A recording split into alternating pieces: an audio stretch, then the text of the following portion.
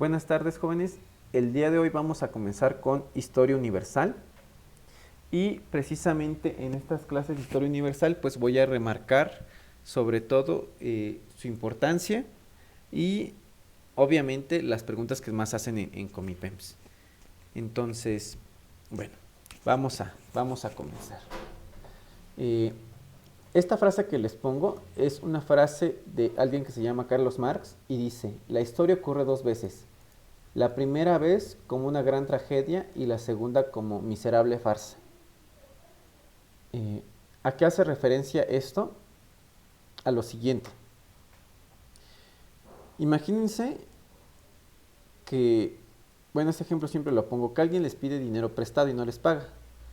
Les pasó una vez, les pasó dos veces, le pasó tres veces, ¿no? Entonces ustedes saben que esa persona no les va a pagar. Ajá. Si les pide ya por una décima vez dinero y ustedes le prestan, ustedes saben que no les va a pagar. Entonces si se lo prestan pero como regalo, ¿no? Y si no, pues no le presten porque igual puede ser que ustedes no tengan, ¿no? Entonces la historia sirve para analizar lo que vamos a hacer. Ajá. Es como, no sé, ustedes, ¿no? Que alguno de ustedes me diga: profe, no sé del examen ahorita, este, no sé, se lo entrego luego, ¿no?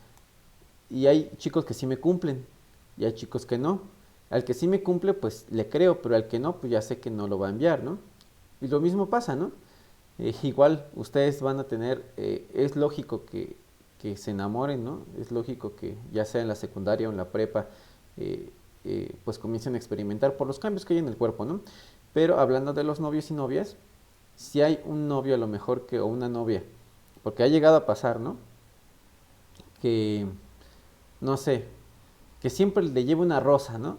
Porque me ha pasado, yo era de esos predecibles, ¿no? Que cuando tenía mi novia siempre le llevaba una rosa, ¿no? Cuando, no sé, cuando era algo medio importante. Y una vez dijo: ay, me va a traer otra flor de seguro. Y la alcancé a escuchar antes de que viera la flor. Y dije: no manches, bueno, ya hasta sabe, ¿no? O sea, uno sabe lo que va a pasar.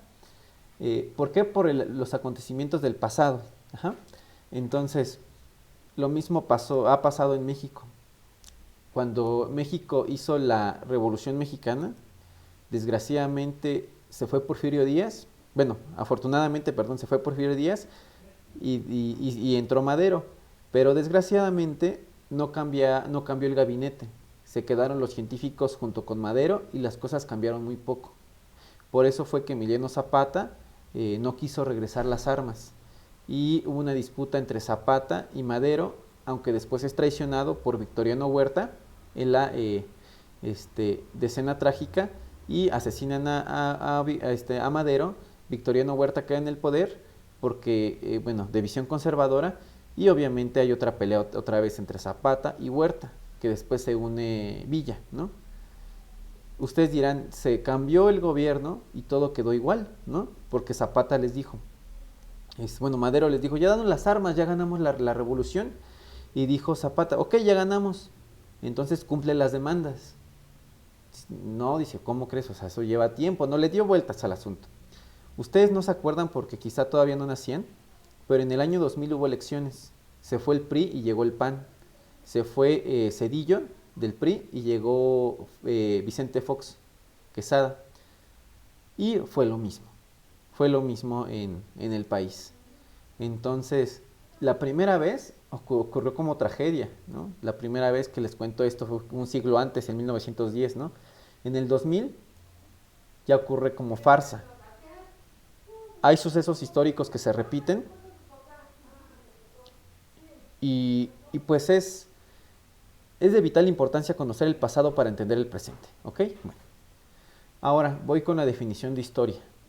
Eh, Historia proviene de la raíz griega que significa investigar o indagar. El padre de la historia es Heródoto, es considerado como el padre de la historia por la creación de esos 9 libros, ¿no? En su estudio prácticamente hace referencia al ser humano, entonces la historia es algo muy, muy humano, ¿ok? La historia hace referencia al estudio de las sociedades humanas, pero la historia tiene un componente muy importante, hace referencia al estudio de las sociedades humanas en el contexto obviamente de la escritura. Antes de la escritura se le llama prehistoria. Ajá. Entonces nosotros nos vamos a ocupar del estudio de los hechos humanos a través del tiempo y su cronología en tiempo y espacio, porque no es lo mismo lo que sucede aquí en México 2022 a lo que sucede en Ucrania 2022, o sea, eso ustedes lo saben, ¿no? Quizá ustedes ahorita pueden ir bien campantes a, no sé, a Chapultepec, acabando las clases, etcétera. Pero tampoco era lo mismo en Ucrania en 1848 a México en 1848, cuando México pierde la mitad de su territorio. Ajá. Entonces, de hecho, firma el Tratado de Guadalupe Hidalgo y Estados Unidos le arrebata más de la mitad de su territorio y pues está feo, ¿no? Entonces, son condiciones muy parecidas, nada más que a Ucrania le quitaron Crimea, en el 2014 comenzó el conflicto, y en México en 1848, ¿ok? Entonces hay que ubicarnos en tiempo y también en espacio, es importante. Entonces la finalidad u objetivo de la historia prácticamente es un análisis del pasado para explicar el presente y si es posible modificar el futuro. Ahí lo hago como una anécdota personal de cada uno. Si ustedes han estudiado mucho, mucho, mucho, pues obviamente su presente no se les está complicando el curso y pues se les va a hacer un poquito más sencillo quedarse en la universidad o perdón, en la escuela que quieren. Sin embargo, si ustedes tuvieron problemas en la escuela porque los maestros no enseñaban bien, porque eran muchos estudiantes, etcétera, pues es momento de que si ya saben que tienen ese problema, en el presente le pongan más empeño para que en el futuro cambie, ¿no? Si no, ya saben lo que va a pasar, ¿ok? Entonces, bueno, yo se los he dicho mucho, se los ha dicho Ceci, los cursos no son mágicos, se tienen que esforzar, pero es obvio, o sea, siendo honestos, que si no se esfuerzan, es obvio lo que va a pasar en el futuro, ¿no? Entonces, la historia es una concatenación de hechos, ajá, una concatenación de hechos en la cual va sumando todo, ajá, y va a tener consecuencias positivas o negativas, ¿no? Entonces, quiero que se estudie la historia como una concatenación de hechos. Vamos a tener fuentes de la historia, fuentes directas, indirectas, fuentes escritas, materiales y orales. Ajá. Bueno, y vamos a tener ciencias auxiliares, ya conocen física, química, biología, geografía, etcétera. Aquí me interesa hablar un poquito de las humanísticas por si se las preguntan. La primera es la antropología, ¿no? Que estudia antro, quiere decir hombre, estudio del hombre. La arqueología estudia la antigüedad a través de restos. La economía, la asignación eficiente de recursos, qué producir, cómo producir y cuándo producir. Sociología, la formación de las ciudades. La etnología, los rasgos físicos de los seres humanos. O sea, por ejemplo, no es lo mismo un ser humano en, no sé, en Japón, a un ser humano en Rusia, a un ser humano en México, ¿no? Entonces va a haber diferencias en la parte del cuerpo, en la parte de la cara, etcétera. La numismática estudia las monedas, la lingüística la comunicación, la filología estudia los idiomas, ¿ok? Muy bien. Antes que nada, les voy a dar un preámbulo sobre la lucha entre el idealismo y el materialismo, ¿ok? Son dos escuelas historiográficas, ¿ok? Dos escuelas de la historia, dos vertientes. Una parte es el idealismo y otra parte es el materialismo. El idealismo se basa sobre todo en la idea, como su nombre lo dice. Entonces, el idealismo, voy a hacer ahorita un poco, ¿qué será? Voy a ser un poco exagerado, pero también sucedió. Hubo un tiempo en el que los hombres decían, o el ser humano decía, llueve porque hay un Dios que hace llover, ¿no? Ahorita sabemos que es por el ciclo hidrológico del agua. ¿Estamos? Decía, es que el sol sale porque hay un Dios que hace que el Dios salga, ¿no? Y sabemos o tenemos idea del comportamiento de los planetas. Entonces el idealismo busca explicar un problema con base en ideas. ¿Estamos? Y pues así nos vamos a encontrar mucha gente, ¿ok? ¿En qué sentido? En ese, ¿no? Que traten de explicar los acontecimientos por las ideas que tienen, sin justificar. Y yo creo que les ha de pasar mucho con sus papás, porque sus papás les ha de decir, yo estoy bien porque soy tu papá, ¿no? Y no, esa es una idea idealista. La contraparte del idealismo es el materialismo. El materialismo es la evidencia. Les voy a dar dos ejemplos clave. En el idealismo podemos decir, imagínense que llega un médico y les dice, bueno, de esos tiempos de 1800, ¿no? O la Edad Media, les dice, es que él se enfermó porque se portó mal, ¿no? Hay gente que luego así dice esos comentarios, ¿no? Gente muy, muy grande, ¿no? Eso es basado en la idea. Y ahora imagínense un médico moderno que te diga, mira, te enfermaste porque de acuerdo a tus estudios estás bajo en estos indicadores, quiere decir que careces de tal componente y eso desencadena tu problema, ¿no? Y está basado en evidencia. Una cosa es el idealismo y otra cosa es la evidencia. Digo esto porque, bueno, no quiero entrar en peleas de religión ni nada de eso. Sin embargo, la iglesia se basa mucho en el idealismo, ¿ok? Entonces, ahorita yo no me voy a pelear con Dios ni con nada, pero voy a hacer comentarios referente a la iglesia de hace 500 años, de hace 600 años, ¿no? La iglesia de la conquista, la iglesia, pues sí, pues sobre todo la iglesia católica que vino a conquistar en ese tiempo a los mexicas, a las culturas precolombinas, ajá, que se basaban en el idealismo, bajo el argumento de que venían a colonizar para enseñar la palabra de Dios. Sin embargo, ustedes saben que conquistaron por un argumento económico. Pero bueno, entonces aquí hablo sobre escuelas del pensamiento económico. A ustedes no les van a preguntar tanto de las escuelas del pensamiento económico. Sin embargo, pues quiero que sepan esa distinción entre idealismo y materialismo, porque continuamente vamos a estar haciendo referencia a esa discusión entre, por ejemplo, la Iglesia Católica y los principales exponentes del Renacimiento, que a ustedes se los preguntan en el caso de universidad, ¿no? Pero obviamente después del Renacimiento vino la Ilustración y obviamente con los exponentes de la Ilustración se estaban peleando mucho la Iglesia Católica, ¿ok? Porque los exponentes de la Ilustración estaban basadas en el uso de la razón y la evidencia y la Iglesia Católica en el idealismo, ¿ok? Bueno, entonces, bueno, una parte de, de la, eh, de la historia de las escuelas de la historia es el materialismo histórico. En el materialismo histórico, lo que nosotros vamos a tener es, utiliza la evidencia que hay en la historia. Y el materialismo histórico se basa como que en lo económico es el factor determinante. Ajá.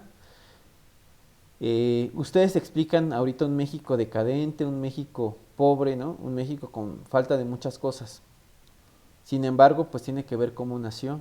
México nació de un territorio conquistado por lo peor de un país, ajá, por lo peor de España. De ahí considero que surge la corrupción porque vinieron ladrones, vinieron gente de lo peor de España, ¿no? Aquí a tratar de crear riqueza. Obviamente cuando México se independiza para que no llegue la Constitución de Cádiz y es cuando los conservadores se unen con los liberales y se hace la independencia de México en favor de los conservadores y se funda el primer imperio en México, ¿no? Eh, y después de eso México, que ya surge como país independiente, es un bebé, un país en pañales.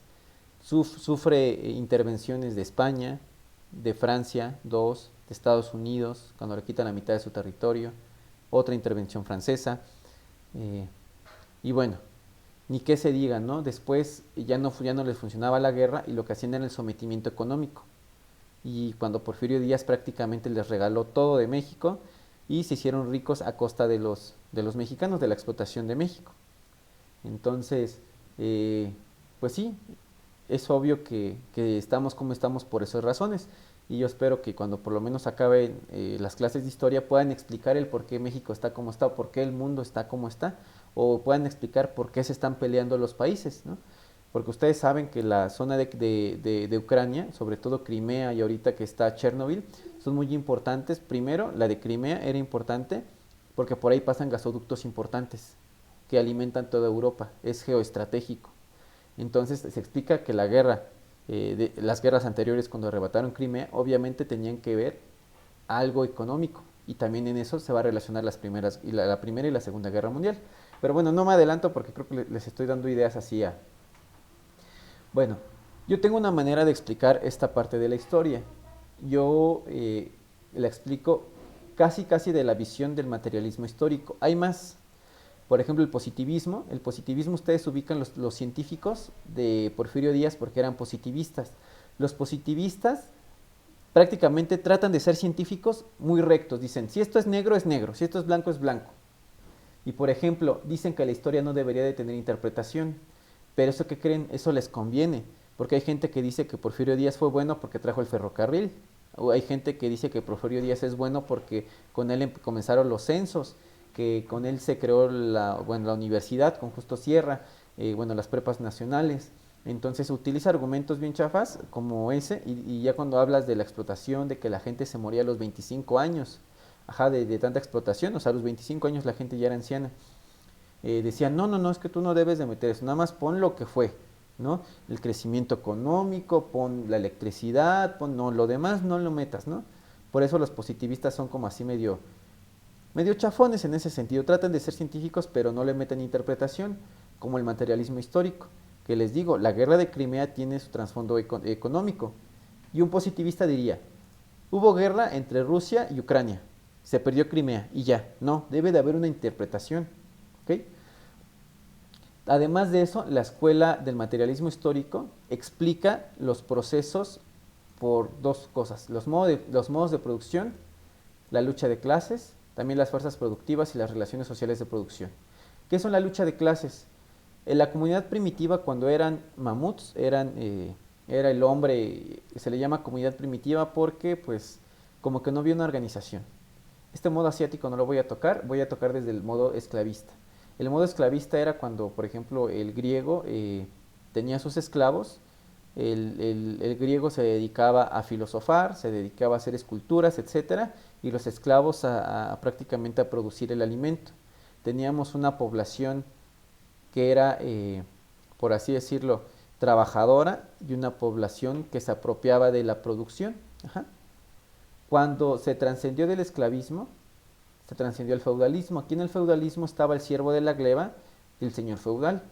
El feudalismo es como los reyes. Ajá.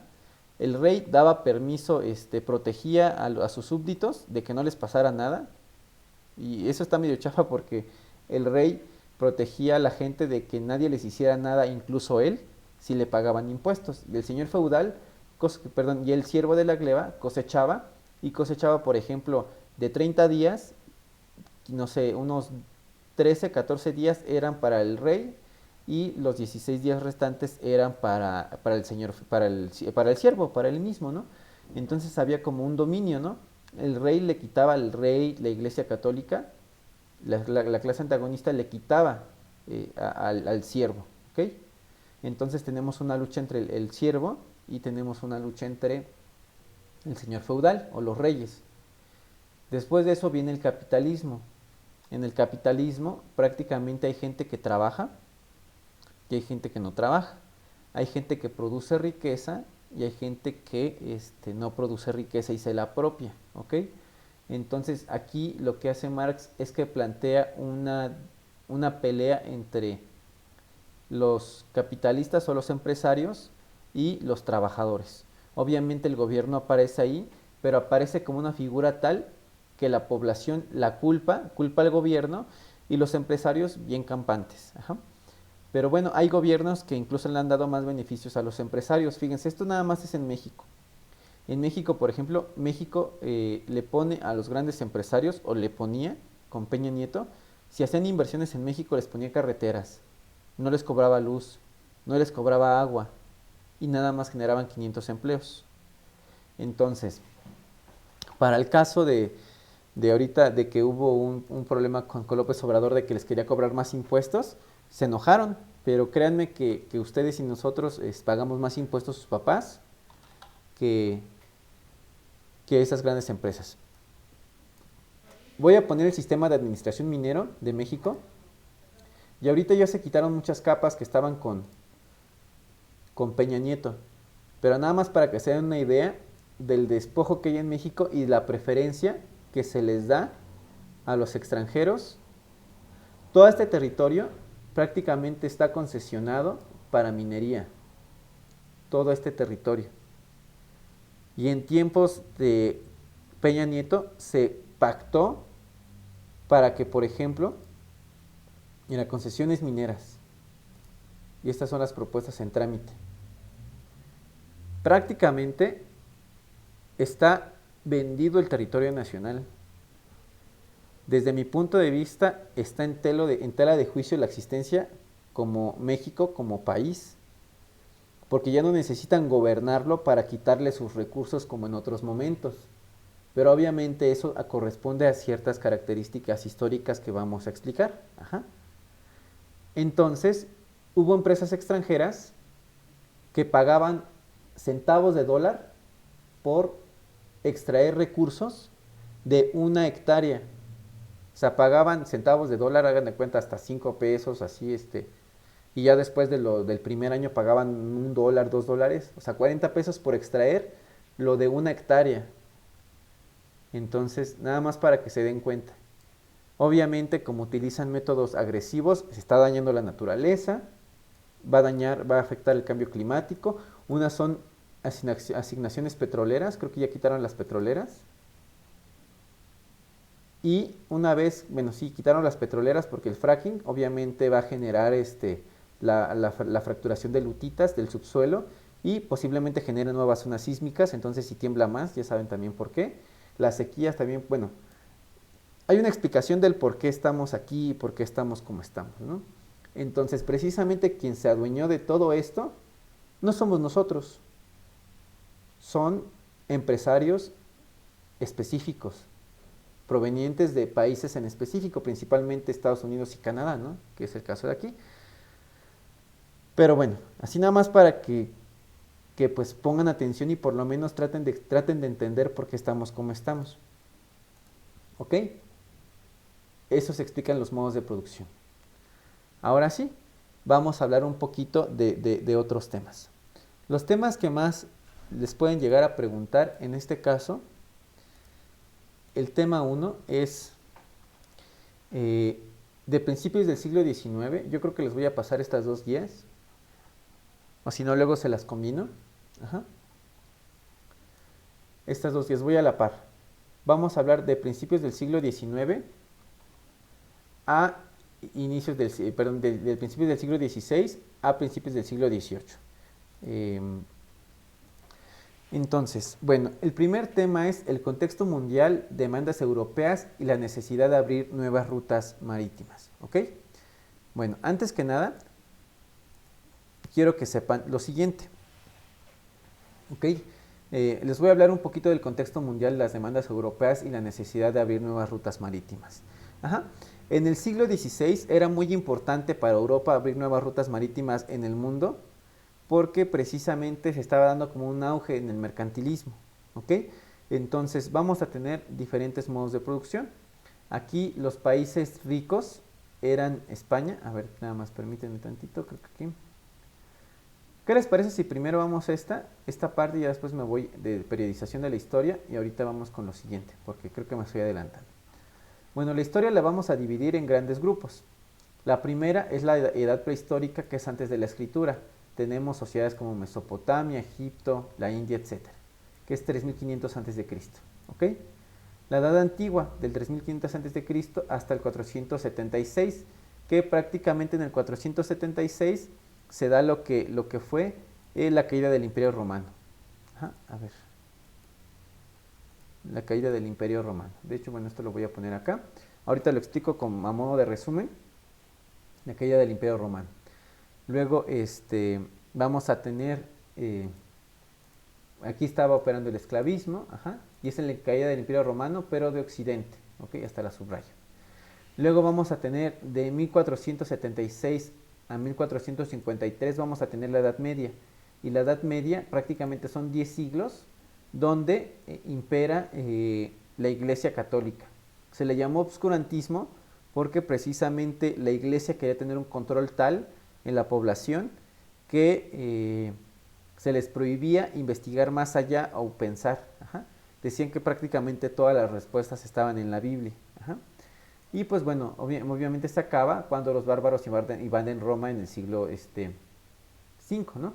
Y tenemos, a ver, ajá, y bueno, tenemos que en 1453 tenemos la caída del Imperio Romano en Oriente, Constantinopla, que marca el fin de la Edad Media, cuando los turcos otomanos invaden. Ajá, no sé si aquí le puse que los turcos invaden. Luego tenemos la Edad Moderna, que comprende de 1453 a 1789, con la toma de Constantinopla por los turcos otomanos, miren, aquí se lo puse, ¿no? Y a 1789, que fue la Revolución Francesa. Y la edad contemporánea va de la Revolución Francesa a la época. ¿Ok? Entonces, vamos paso por paso. Entonces, otra cosa que quiero que ustedes sepan es que cuando decimos un acontecimiento importante del siglo XX, el siglo XX es de 1900 a 2000. Digo, a ver, una pregunta, ¿cuál es un acontecimiento importante del siglo XX? Puede ser una pregunta de examen. Están esas tres opciones. Obviamente la opción correcta es esta, la caída del muro de Berlín. ¿Por qué? Porque el siglo XX corresponde a 1901 a 2000. Esto a veces no se los ponen, ¿eh? A veces no se lo ponen, como que lo tachamos. A ver, entonces, el siglo I comienza del 0 al año 100. El siglo II comienza del año 1 al 200. El siglo III del año 201 al 300. El siglo XX del 901 al 2000. El siglo XXI del 2001 al 2100. Ajá, el siglo XXI. Bueno, aquí creo que le puse 19. Y aquí es 21. ¿Ok? Bueno, eso para que lo tengan ahí como muy, muy importante. Y aquí está la edad antigua, edad media, edad moderna y edad contemporánea. Cada uno lo marca. Aquí la marca la caída del Imperio Romano de Occidente. Y aquí está la caída del Imperio Romano de Occidente y termina con la caída del Imperio Romano de Oriente. Constantinopla, con la invasión de los turcos otomanos. De aquí, de la caída de Constantinopla por los turcos hasta la Revolución Francesa, y aquí es de la Revolución Francesa a la época. Esas son 4 etapas importantes. Y bueno, cosas importantes que deben de saber, bueno, aquí lo subrayé, son estas. Ajá. Pero bueno, ahora vamos a hablar un poquito sobre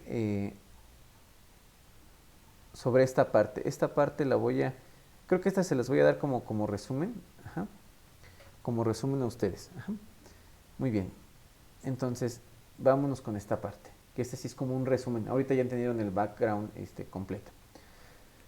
Bueno, entonces, en el contexto mundial, por las necesidades europeas fue necesario abrir nuevas rutas marítimas, ¿ok? Había unos problemas ahí en la península ibérica que no permitían comerciar de manera fluida con toda Europa.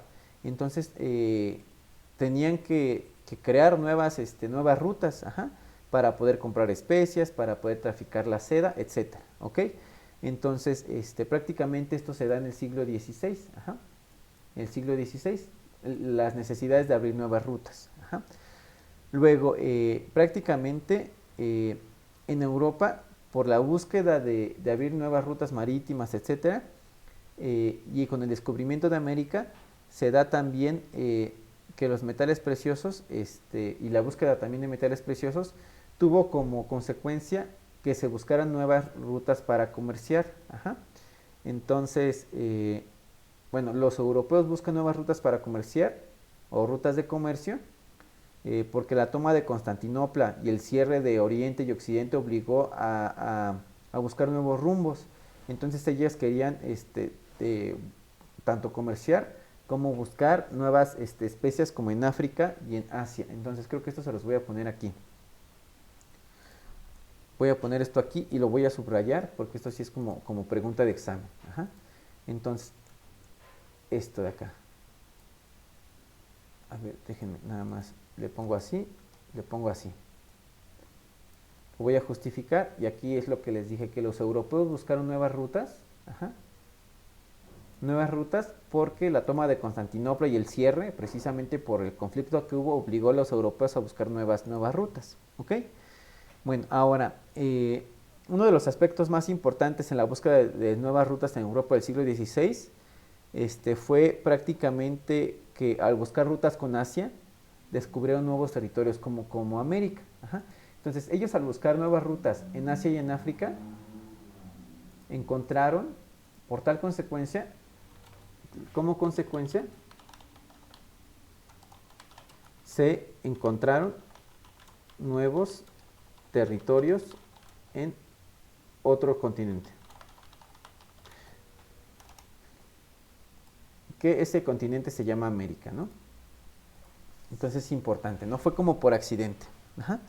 Bueno,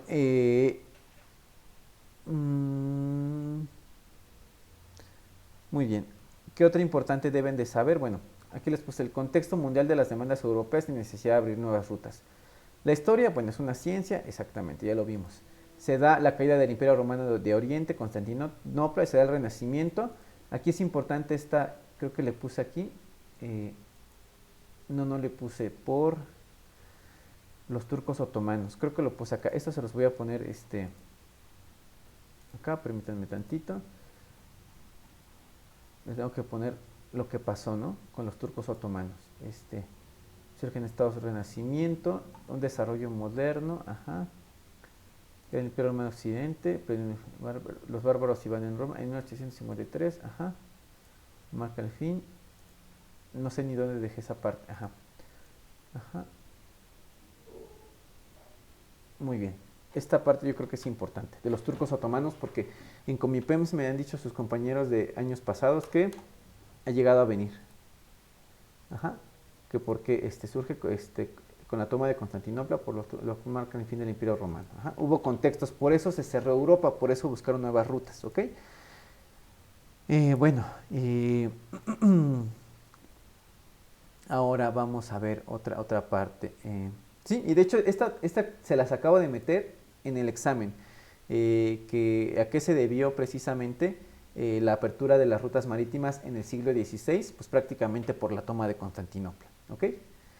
Entonces vamos a ver escuelas de la historia, por edades. Aquí está más resumido, nuevas formas, más rápido. Ajá. Entonces lo que querían ellos prácticamente era comerciar de manera más rápida. Dominaron un nuevo territorio por beneficios económicos, obtuvieron metales preciosos, explotaron la tierra, a la gente, con el pretexto de llevar la palabra de Dios, ¿ok? Obviamente también en esos momentos se dio el renacimiento del arte, la cultura y la filosofía. Resaltaron ideas de la razón. Gente importante en estos momentos estaba Leonardo da Vinci, que pintó la Gioconda, que es la Mona Lisa, y la Última Cena. Tenemos a Miguel Ángel, que pintó la Capilla Sixtina y el David. El David es una escultura de mármol, y la Capilla Sixtina ahorita se las pongo. Entonces, el David es una escultura de mármol. El David de Miguel Ángel. Esta es el David, que todos la conocen. Y está la Capilla Sixtina. Esa es la Capilla Sixtina, y todos conocen la Capilla Sixtina. Ajá, eso es de Miguel Ángel. Vamos con Miguel Ángel de Cervantes, Saavedra, el Quijote. ¿Okay? Eso es importante. Tenemos en el plano económico está imperando lo que es el mercantilismo. El mercantilismo es una forma en la cual los países son poderosos simplemente por tener oro y plata. Los países poderosos en este momento son España y Portugal. Obvio, lo tienen que contextualizar. Países poderosos, ajá, en el siglo, no sé, del siglo, le voy a poner en el siglo XVI, ¿ok? Porque si ahorita se dan cuenta, España y Portugal son países pobres. Después les voy a explicar por qué. Bueno, de una vez. España y Portugal se convirtieron en países ricos porque extrajeron mucho oro y mucha plata de sus colonias. Sin embargo, como no producían nada, se volvieron haraganes, se volvieron flojos, se volvieron sociedades parasitarias. Lo que sucedió fue que, como no producían nada, ¿a quién le compraban los barcos? ¿A quién le compraban la ropa? ¿A quién le compraban todo lo demás? Pues se lo compraban a Inglaterra, se lo compraban a Holanda, se lo compraban a Francia. Esos países, en lugar de almacenar el oro, se lo terminaron gastando en Inglaterra con los otros países. Entonces, por más que saquearan ellos oro y plata, se lo terminaban gastando con Inglaterra. Inglaterra les vendía y por eso Inglaterra se convirtió en un país rico. Se convirtió en un país rico después, ¿por qué? Porque producía tecnología, porque era autosuficiente y después se convirtió en más poderoso porque tenía una flota muy, muy importante. Pero aquí estamos hablando del siglo XVI, ya Inglaterra surge en el siglo XVIII, ¿ok? Y en el aspecto religioso vamos a tener la Reforma Protestante de Martín Lutero, que decía que la iglesia debía ser más austera. Incluso la Reforma Protestante de Martín Lutero aparece como respuesta a los abusos de la Iglesia Católica. Si ustedes se dan cuenta o han ido a pasear a otros estados y visitan las iglesias, son iglesias que tienen pintura de oro, adornos en oro, etcétera, a costa de la explotación de los indígenas. Entonces, la Reforma Protestante decía, pues Dios no te pide dinero, Dios no te pide lujos, pues hay que hacer una iglesia más austera, y esto obligó obviamente a que los ingleses, como eran, bueno, se convirtieron en protestantes, no los limitara tanto en el aspecto económico, ¿ok? A ver, aquí, entonces aquí va el punto 1, la necesidad de abrir nuevas rutas. Bueno, aquí comienza otra vez cosas importantes. En el siglo XVI, es decir, del 1501 al 1600, se tiene la necesidad de abrir nuevas rutas de comercio por la ruta de sedas, metales preciosos. Los europeos buscaron nuevas rutas de comercio en el siglo XVI por la toma de Constantinopla. Aquí lo voy a poner, por la toma de Constantinopla. Ajá, por la toma de Constantinopla y el cierre del paso entre Oriente y Occidente. Los obligó a buscar rumbos para acceder de forma directa a áreas productoras de oro y especias en Asia y en África. Se dio origen al descubrimiento de nuevos territorios, rutas comerciales, y existía una crisis comercial en Europa por los turcos. Esto provocó que no se pudiera pasar de las Indias. Todo esto que está subrayando en negrita, todo esto prácticamente lo pregunto así en los exámenes. ¿Estamos de acuerdo, chicos? Creo que hasta les voy a poner los títulos así para que se diferencien. Entonces, bueno, este es el título del resumen. Este sí va mejor así, normal. Voy a aumentar tantito la letra, ¿ok? Bueno, ahora vamos a hablar de la renovación cultural, la resistencia de Europa, el humanismo y sus expresiones filosóficas, literarias y políticas. Prácticamente aquí, bueno, voy a detener el video y voy a continuar en el otro, ¿ok? Pero entonces, prácticamente esto que les pongo aquí, lo pregunto tal cual, ¿ok? Voy a detener el video y continuamos.